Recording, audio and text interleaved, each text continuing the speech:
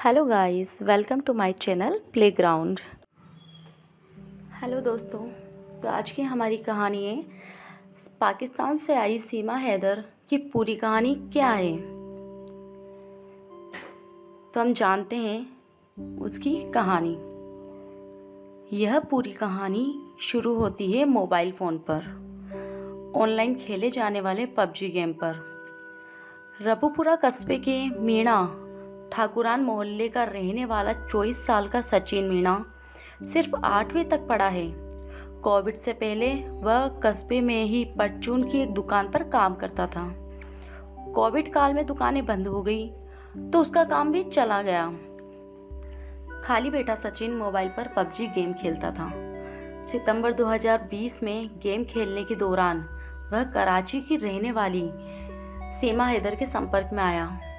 Game खेलने के दौरान दोनों अपना माइक्रोफोन ऑन करके रखते थे। इस दौरान वे एक दूसरे से बात करते थे। गेम चैट पर भी बातें किया करते थे। रोजाना 3-4 घंटे वे गेम खेलते और एक दूसरे से बातें करते। कराची की रहने वाली सीमा हैदर शादीशुदा है और उसके 4 बच्चे हैं। सीमा ने बताया है कि वह दक्षिणी पाकिस्तान के खैरपुर में रिंद हाजानो गांव की रहने वाली है। 3 बहनों में वह दूसरे नंबर की है। उसका एक बड़ा भाई है जो सेना में काम करता है। उसने घर पर आने वाली एक ट्यूशन टीचर से 5वीं तक की पढ़ाई की है। वह 12 साल की थी जब उसकी मां की मौत हो गई। सीमा के अनुसार 17 साल की उम्र में परिवार वालों ने 2014 में गुलाम हैदर जखरानी से उसकी जबरदस्ती शादी कर दी। शादी के बाद दोनों कराची चले गए। उसकी बहनें और पिता भी आसपास ही रहने लगे। उनका 2016 में पहला बेटा फरहान और बाद में 3 बेटियां फरवा, फरीहा और फराह पैदा हुई। 2019 में गुलाम हैदर काम करने के लिए सऊदी अरब चला गया।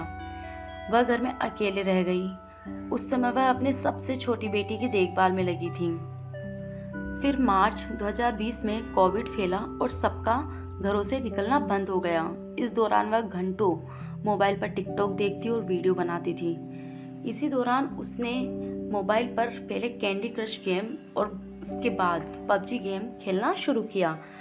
पबजी ने उसे गेम खेलने के साथ ही दुनिया भर के लोगों से बात करने की आज़ादी भी दी। इस दौरान उसके संपर्क में कई लोग आए। उनमें सचिन और उसकी खास दोस्ती हो गई। सीमा ने उसे बच्चों से वीडियो कॉल पर मिलवाया।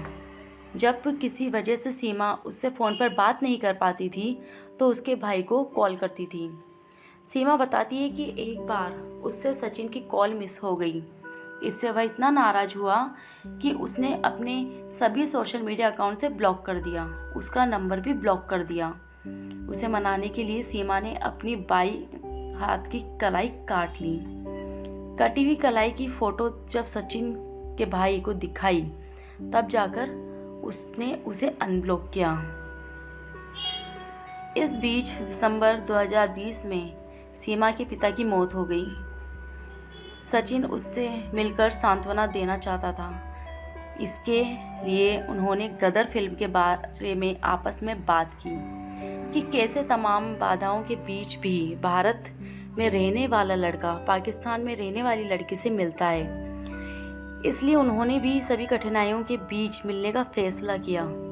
सीमा के अनुसार उसने अपना पासपोर्ट बनवाया और फरवरी 2023 में भारतीय वीज़ा के लिए अप्लाई किया, लेकिन उसे वीज़ा नहीं मिल पाया और फिर उन्होंने नेपाल में मिलने का फ़ैसला किया।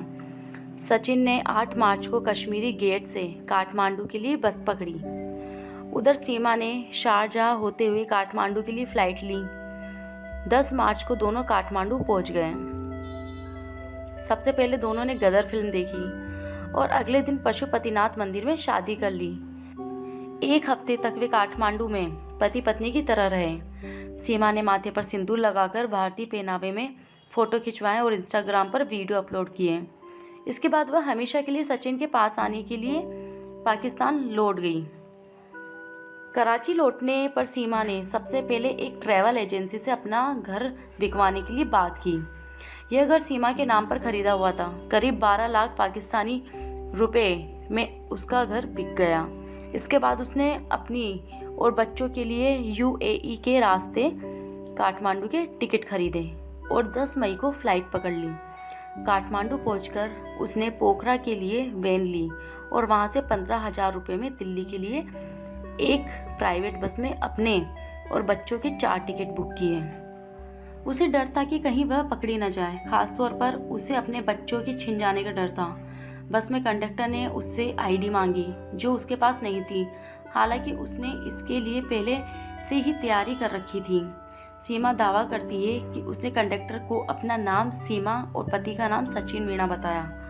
उसने खुद को रबुपुरा का रहने वाला बताया और अपने बच्चों का नाम राज, प्रियंका, परी और मुन्नी बताए। अपने पति के ठाकुर और खुद को ठकुराइन होने की बात बताने पर कंडक्टर ने कुछ नहीं पूछा और वह दिल्ली पहुंच गए। कश्मीरी गेट से जेवर के लिए बस ली और रबुपुरा में फलेदा कट पर उतर गए, जहां सचिन उनका इंतजार कर रहा था। सीमा के वहां पहुंचने से पहले ही उसे सारी तैयारी कर रखी थी। उसने अपने घर से करीब 1 किलोमीटर दूर किराए पर अप्रैल में ही कमरा लिया था। मकान मालिक को उसकी उम्र देखकर कुंवारा होने के चलते किराए पर कमरा देने में आपत्ति थी। हालांकि उसने उन्हें भरोसा दिलाया कि वह शादीशुदा है। उसने सीमा को बुलंदशहर से बताया और बच्चों को खुद का अपना बताया। इसके बाद वे करीब 1.5 महीने तक साथ रहे। सचिन परचून की दुकान पर काम करता था, शाम को पैतृक घर पर रहता और रात को सीमा के पास आ जाता था। इस दौरान सीमा का पड़ोस में रहने वाली महिलाओं से परिचय हो गया। किसी को उस पर शक नहीं हुआ, लेकिन फिर उसे बच्चों की पढ़ाई की चिंता होने लगी। लिहाजा पहचान पत्र बनवाने के लिए 19 जून को बुलंदशहर में एक वकील से मुलाकात की गई। सचिन ने वकील से कहा कि वह मुस्लिम महिला से शादी करना चाहता है। इस पर वकील ने कहा कि स्पेशल मैरिज एक्ट के तहत इसमें कोई दिक्कत नहीं है, लेकिन जब उसने सीमा के दस्तावेज देखे तो वह उसमें पाकिस्तानी पासपोर्ट देखकर दंग रह गया। उसने पुलिस को सूचना दे दी। रबुपुरा की अंबेडकर नगर कॉलोनी में जब तक पुलिस उन्हें पकड़ने पहुंचती, वे दोनों बच्चों को साथ लेकर उससे पहले ही वहां से निकल चुके थे। पलवल के रास्ते में पुलिस ने उन्हें वल्लभगढ़ में पकड़ लिया। 2 दिनों तक पूछताछ के बाद सीमा, सचिन और उसके पिता नेत्रपाल को पुलिस ने पासपोर्ट और विदेशी अधिनियम के तहत गिरफ्तार कर लिया। बच्चे भी जेल में सीमा के साथ ही रहे। हालांकि वह 1 दिन के बाद उनके वकील ने जमानत के लिए जेवर सिविल कोर्ट में अर्जी दी। जूनियर डिवीज़न जज नाजिम अकबर ने पहले सचिन के पिता नेत्रपाल और अगले दिन 8 जुलाई को सीमा और सचिन को भी जमानत दे दी। जज ने उन्हें कहा कि वह अपना पता न बदले और देश न छोड़े। सीमा ने सचिन के पैतृक घर का पता दे रखा था, तो दोनों जमानत के अगले दिन से ही फिर पैतृक घर में आ गए। जेल से जमानत पर रिहा होने के बाद खुद सचिन का भाई अपनी कार से सभी को लेकर घर आया। पाकिस्तानी बहू लाने पर सचिन के घरवालों को उस पर गर्व है। कस्बे के ज़्यादातर लोगों ने भी सराहना ही की है। हालांकि कुछ लोग सोशल मीडिया पर उठाए जा रहे सवालों से दुविधा में हैं। डीसीपी ग्रेटर नोएडा साद मियां खान ने बताया है कि पाकिस्तानी महिला सीमा हैदर के दस्तावेजों की जांच की जा रही है और उसके आधार कार्ड LIU के पास वेरिफिकेशन के लिए भेजा गया है। इस मामले की जांच यूपी STF समेत दूसरी जांच एजेंसियां भी कर रही हैं। उधर सीमा के पति गुलाब हैदर ने PM नरेंद्र मोदी से अपील की है कि उसकी पत्नी को वापस पाकिस्तान भेजा जाए। उसने सीमा के साथ जबरन निकाह करने की बात का नकारा है। उसका कहना है दोनों ने घर से भागकर लव मैरिज की थी और इसका इकरारनामा भी उसके पास है। सीमा का कहना है कि अगर वह वापस लौटी तो वहाँ के लोग उसे पत्थर मारकर मार डालेंगे। उसने पूरी तरह से हिंदू धर्म अपना लिया है और जैसा सरकार चाहेगी वह वैसा ही करेगी। वह भले ही यहाँ की जेल में रह लेगी, लेकिन वहाँ वापस नहीं जाएगी। Thanks for watching this video on playground. आपको हमारी कहानी कैसी लगी कमेंट करके हमें ज़रूर बताएं और हमारे चैनल को सब्सक्राइब ज़रूर करें।